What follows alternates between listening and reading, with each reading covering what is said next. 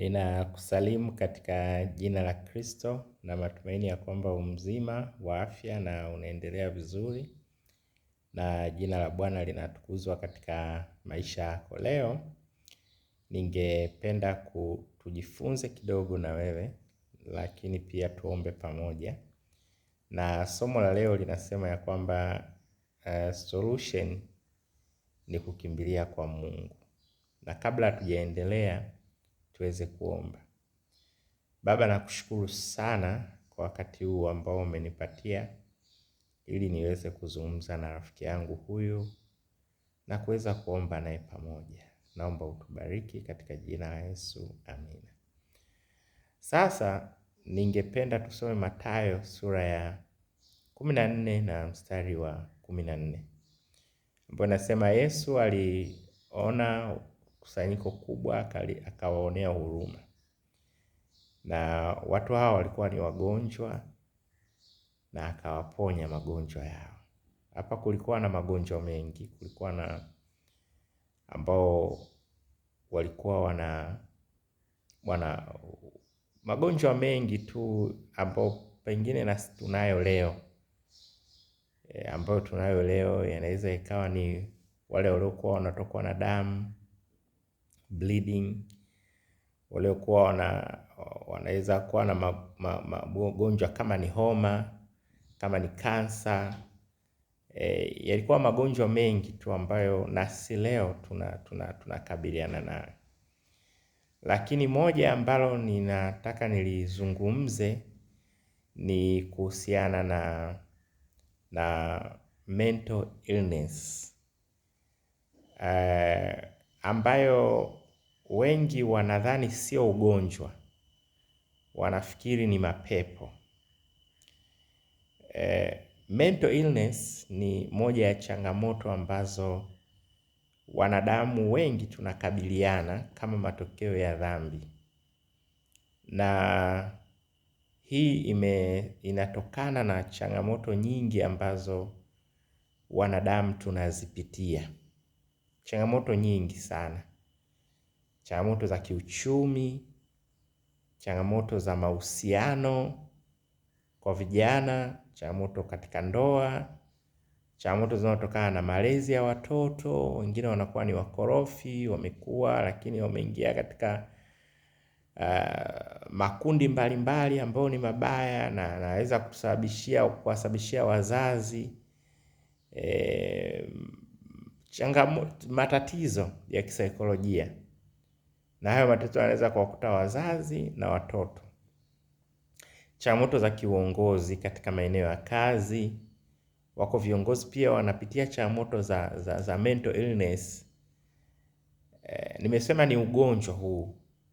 Ni ugonjwa kama ilivyo ukimwi, kama ilivyo kansa, kama ilivyo magonjwa mengine.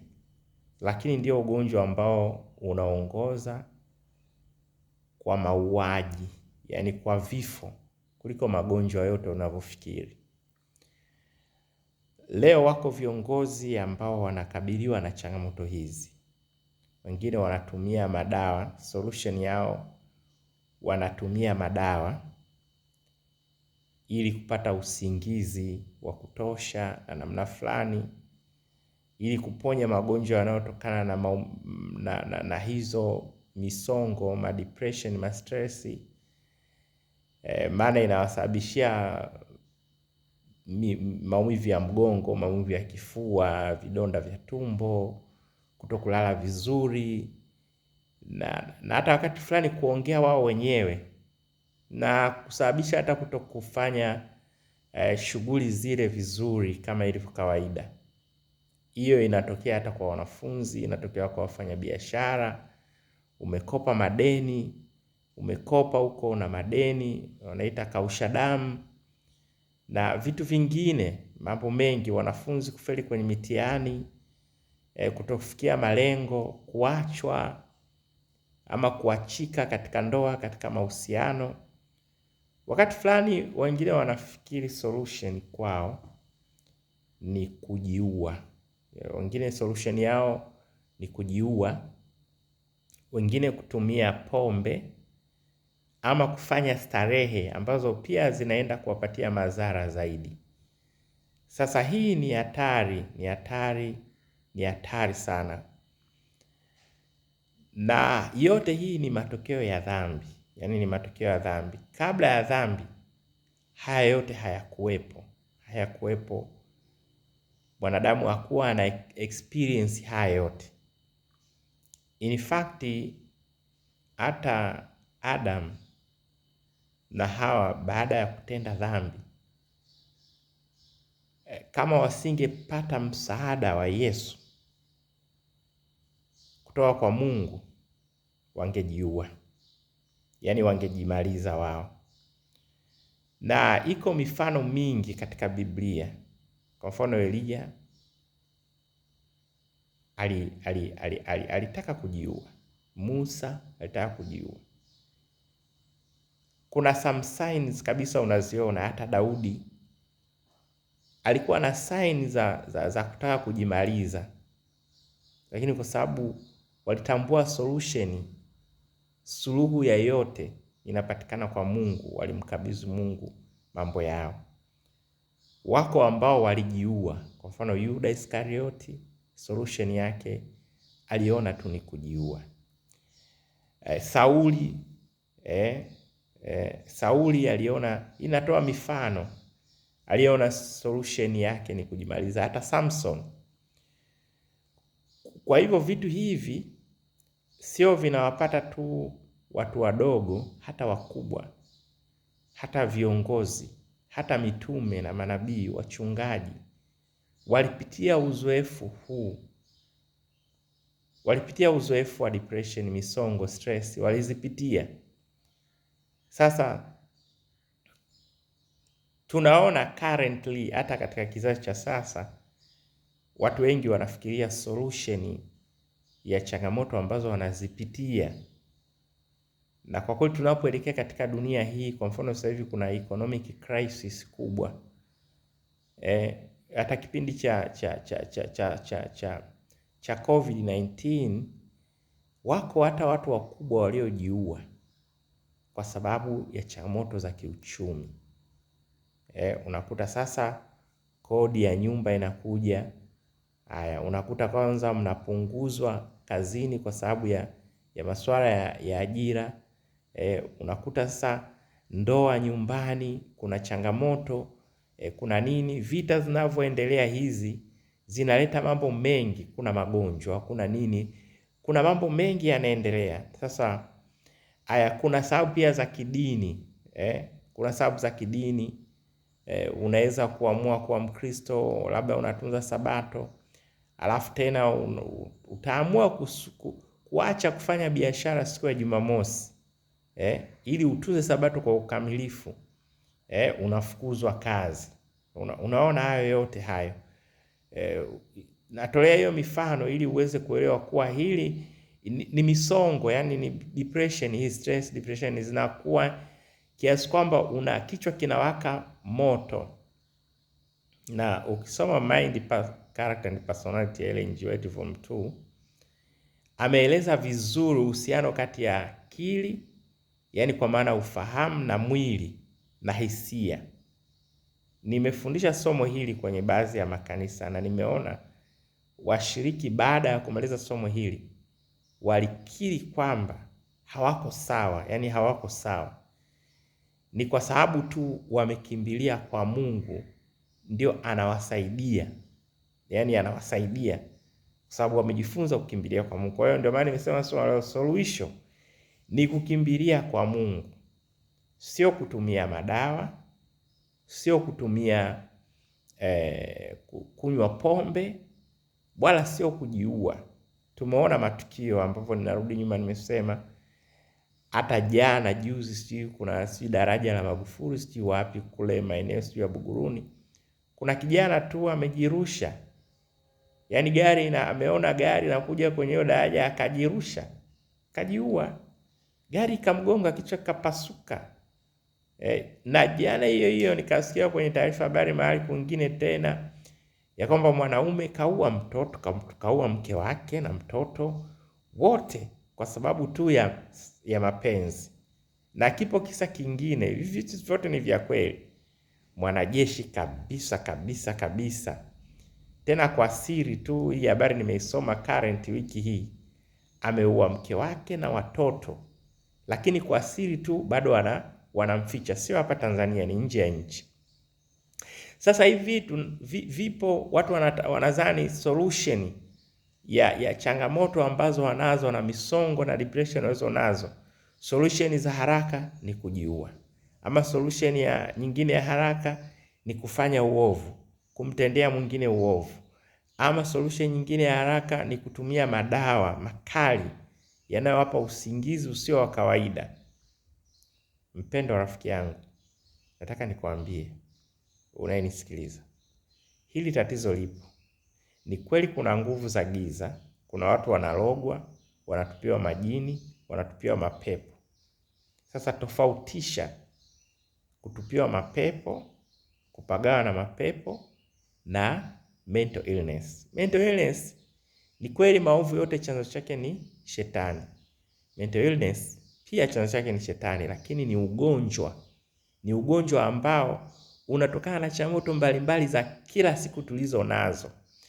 Inawakumba viongozi, inawakumba manabii, mitume na wazee, inawakumba wanafunzi, kila mtu ana hii changamoto. Lakini solution yake tumeona sasa. Solution yake kwa mfano kwa Daudi ilikuwa ni kukimbilia kwa Mungu. Zaburi 46 ni kukimbilia kwa Mungu tu, hakuna solution nyingine. Yaani solution ni kukimbilia kwa Mungu. Ukikimbilia kwa wachawi ama waganga wa kienyeji utapotea zaidi. Ukimbilia kunywa pombe ama vitu vikali, vinywaji vikali, utaathirika mwili zaidi na kusababishia magonjwa, kwa sababu hiyo misongo na depression pia inakupa magonjwa mengi, maumivu ya mgongo, maumivu ya kifua, neto mingine wanasema ni chest pain, tumbo, mipigo ya moyo, sukari kupanda. Yaani kila kitu kinakuwa sio sawa kwa sababu ya haya yote. Unashindwa kufanya hata shughuli zako za kawaida. Sasa solution, mimi nakuambia kama mchungaji, hata mimi nimepitia sana haya, na hakuna aliye salama. Solution ni kukimbilia kwa Mungu. Ni kukimbilia kwa Mungu tu, hakuna njia nyingine. Hata kusoma Wafilipi sura ya 4 mstari wa 6 inasema msijisumbue kwa neno lolote, bali katika kila neno kwa kusali na kuomba na kushukuru na haja zenu zijulikane mbele za Mungu. Na mstari wa 7 anasema amani ya Kristo itawahifadhi mioyo yenu. Kumbuka nimesema hata kutoka kwenye mashauri ya Ellen G. White inasema ya kwamba kuna uhusiano kati ya akili, kati ya hisia, akili na mwili. Na hii inakupa matokeo bora kiroho na kijamii.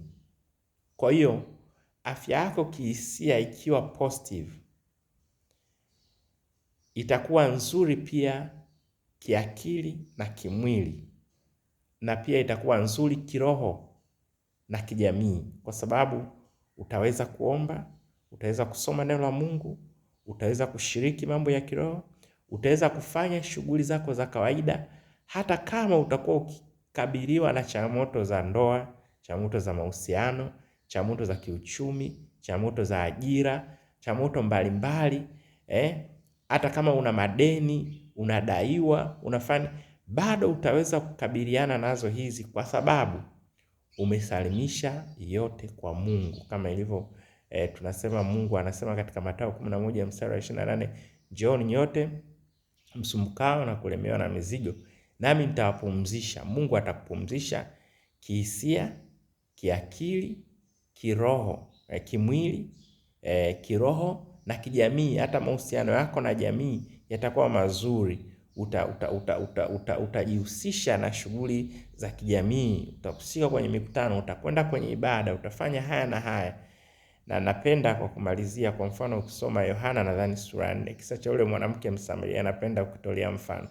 Huyu mwanamke Msamaria alikuwa anatumika kama chombo cha kahaba, lakini alishaathirika kihisia, kiakili, kiroho, kimwili, kiroho na kijamii. unakuta hata maji ya kuwa anaenda kuchota saa asubuhi na jioni, ambao ni kawaida kwa kibinadamu, yeye alikuwa anakwenda saa 6 mchana kukwepa watu.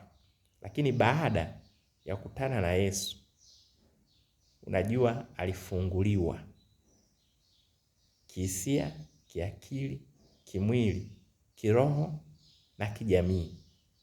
Afya yake kihisia ilikuwa very positive, kiakili akawa sawa, kimwili akawa sawa, kiroho hata akakumbuka swala la ibada, kijamii hata akaenda akatumika katika kijiji chake, akaweza kupeleka habari njema katika kijiji cha Samaria. Kwa hivyo haya mambo yako kwa sababu ya dhambi. Sasa ukiyaendekeza, yani ukayafanya kuwa kuyazungumza, saikolojia anasema unapozungumza matatizo yanatokea. Unapozungumza mazuri yanatokea. Asa unapokuwa unazungumza yaweka haya matatizo kichwani sana, shetani ndio anachukua nafasi sasa. Anapochukua nafasi, ndio hizo nguvu za giza sasa zinakudestroy moja kwa moja kabisa, zinakudestroy kabisa na kukumaliza, na utakosa matumaini. Lakini wakati huu nikwambie, yako matumaini kwa Yesu. Solution ni moja tu, ni kukimbilia kwa Yesu. Solution ya changamoto zote, ikiwemo magonjwa ya akili, hizi mental illness na zingine zote, ni kukimbilia kwa Yesu.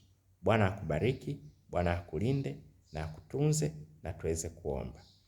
Baba, nakushukuru kwa ajili ya rafiki yangu huyu. Naomba umsaidie. Ninajua ya kwamba yupo kwenye changamoto, na ajue aende wapi, lakini mwelekeze leo kukimbilia kwako, na ukabebe mizigo yake yote, umpumzishe katika jina la Yesu. Amina.